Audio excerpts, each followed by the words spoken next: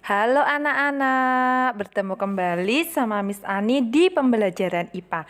Nah, untuk hari ini pembelajaran IPA, Miss akan membahas tentang kandungan makanan. Nah, sekarang kembali lagi pada pembelajaran awal ya.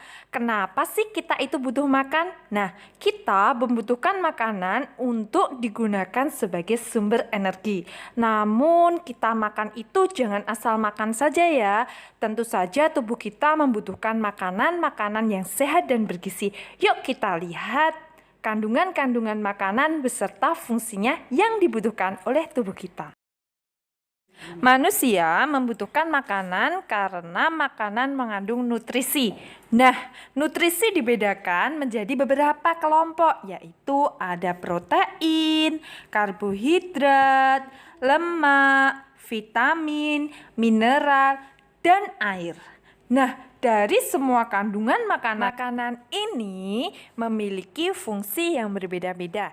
Yuk kita simak satu persatu fungsi dari nutrisi setiap makanan. Nah, yang pertama, kandungan makanan karbohidrat. Karbohidrat berfungsi sebagai sumber energi utama, yaitu contoh-contoh dari makanan yang mengandung karbohidrat adalah makanan yang terbuat dari nasi, kentang, ubi, singkong, kemudian berbagai makanan yang berbahan dasar dari tepung ataupun jagung. Nah, selanjutnya kandungan makanan yang berupa protein. Protein di dalam tubuh kita berfungsi untuk memperbaiki sel-sel tubuh yang rusak. Nah, contoh-contoh protein dalam makanan itu dibedakan menjadi dua ya. Ada protein yang berasal dari hewan atau disebut dengan protein hewani, dan protein yang berasal dari tumbuhan disebut dengan protein nabati. Contoh-contoh makanan yang mengandung protein hewani itu bisa berupa ikan, daging, telur, susu, ataupun keju. Selanjutnya, makanan yang mengandung protein nabati itu berasal dari kacang-kacangan seperti kacang hijau, kacang kedelai yang diolah menjadi tahu ataupun tempe. Nah, selanjutnya yaitu adalah lemak. Lemak berfungsi sebagai sumber cadangan energi.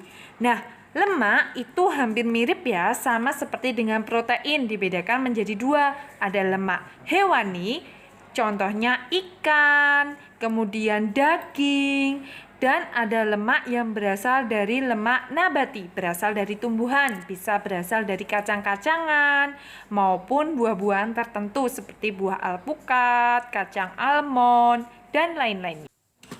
Nah, selanjutnya untuk vitamin. Vitamin adalah kandungan makanan yang berfungsi sebagai pengatur metabolisme tubuh dan melindungi tubuh kita dari segala penyakit.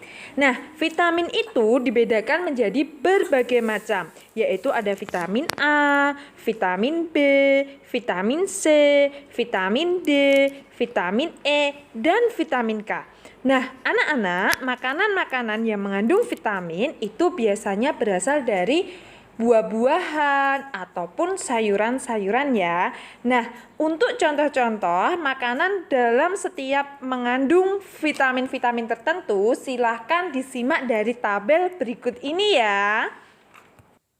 Selanjutnya, untuk makanan yang mengandung mineral itu berfungsi sebagai zat pengatur metabolisme tubuh. Mineral-mineral tubuh yang dibutuhkan oleh tubuh itu yang sangat penting atau banyak dibutuhkan itu biasanya adalah kalsium, natrium, fosfor, zat besi, belerang, dan yodium. Nah, makanan-makanan yang mengandung mineral ini akan dijumpai berasal dari daging, telur, bahkan biji-bijian. Nah, anak-anak, itu tadi adalah kandungan-kandungan makanan yang dibutuhkan oleh tubuh kita. Nah, sekarang bagaimana cara atau upaya kita dalam menjaga kesehatan sistem pencernaan? Yang pertama jelas kita harus makan tepat waktu, makan makanan yang mengandung gizi seimbang, kemudian mengunyah makanan dengan halus, dan tubuh kita itu membutuhkan air yang cukup. Oke anak-anak, itu tadi adalah materi tentang kandungan-kandungan makanan beserta fungsinya. Oke anak-anak, cukup sekian pembelajaran hari ini. Sampai jumpa.